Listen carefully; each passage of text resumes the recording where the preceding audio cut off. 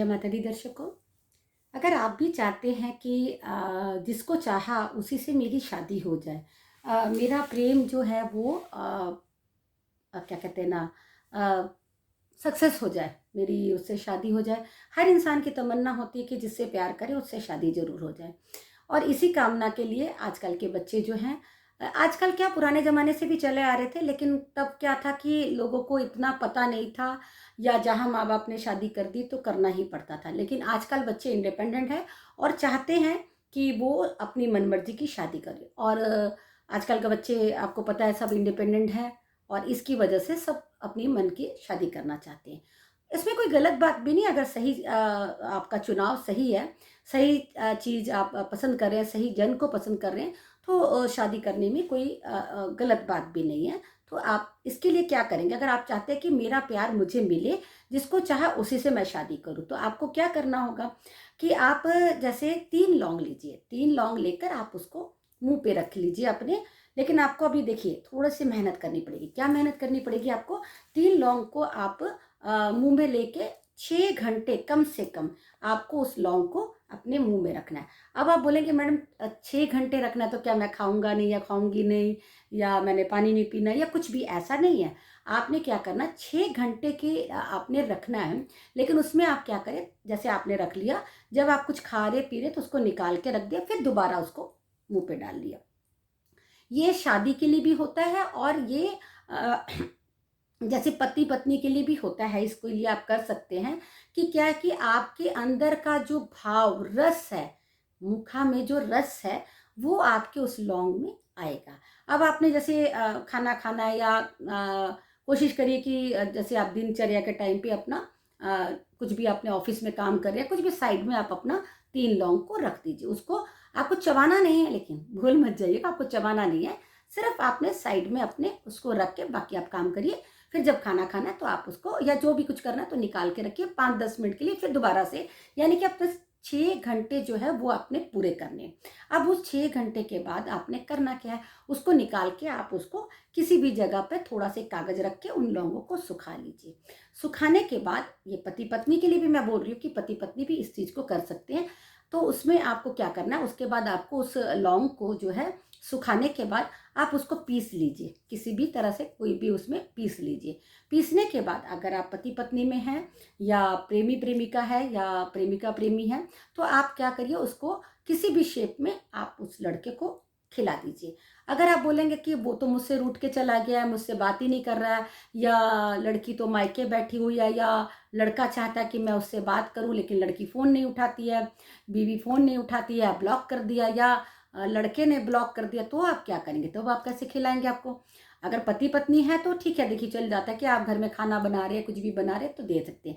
और अगर आप अपने प्रेम को प्रगाढ़ करना चाहते हैं, बहुत मतलब मजबूत करना चाहते हैं, तो आपने क्या करना है कि आपने उसको आपने खिलाना है। अगर आप दूर हैं, किसी मजबूरीवश खिला नहीं सकते, तो आप जिनको भी प्रेम करते हैं, या जो भी पति पत्नी या प्रेमी प्रेमिका हैं, आप उनकी फ़ोटो लेकर, पहले तो आप अपने हृदय से बार बार मन में से ये स्मरण करें कि मैं जिससे प्यार करती हूँ या करता हूँ, वो मेरे को भी बहुत प्यार करे, और हम दोनों आपस में बहुत हमारी अच्छी बॉन्डिंग हो जाए, और हम प्रेम से अपना जीवन गुजारें।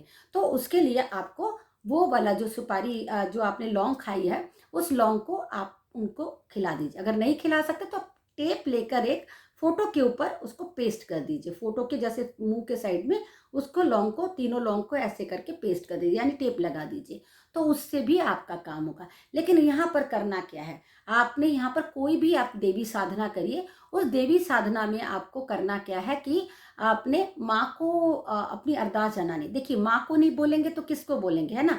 जैसे लव मैरिज भी करनी है या पति पत्नी को करते हैं, तो हम अपनी जो जननी माँ है उनको हम नहीं कह सकते कि माँ हमारी पति पत्नी में नहीं बन रही है, क्योंकि उनको भी तकलीफ होगी, घर तो अब हमें ही संभालना है, या पति पत्नी को ही संभालना है, या कुछ। तो उसमें आप जगत जननी अम्बा जो माँ है, आप जगदम्बिका का, मैंने आपको बताया कि आंखों से आई कांटेक्ट, कहते हैं ना, वशीकरण भी क्या होता है कि आंखों से देखते थे।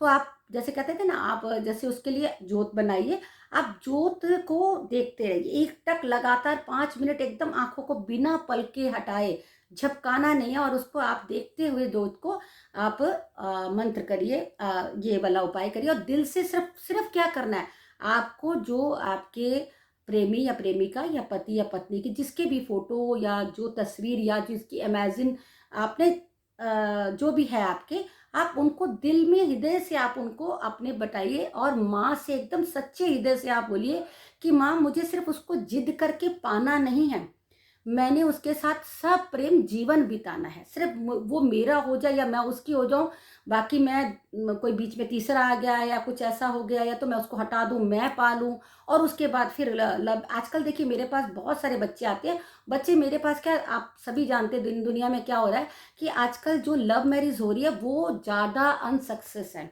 लव मैरिज कर तो लेते हैं बच्चे, लेकिन उसके बाद वो निभा नहीं पाते, क्योंकि उनमें आप सबको पता है कि आजकल क्या सिस्टम चल रहा है। तो शादी तो जैसे कहते हैं ना, कुत्ता बिल्ली की भी हो जाती है, लेकिन शादी को निभाना बहुत बड़ी बात है। ये जो एक प्रेम, जो अंदर से प्रेम होता है, वो किसी भी तरह से गलत नहीं होना चाहिए। गलत तरीके से आपको किसी को वशीकरण से कोई लाभ नहीं मिलेगा। आप जीवन भर सिर फोड़ते रहिए, आपको कुछ हासिल नहीं होगा। थोड़ी देर क्षण भर के लिए अगर आप कोई ऐसा कुछ कर भी देता है, बता भी देता है, तो वो आपको पल भर का प्यार होगा, आजीवन आपका प्रेम वो नहीं होगा।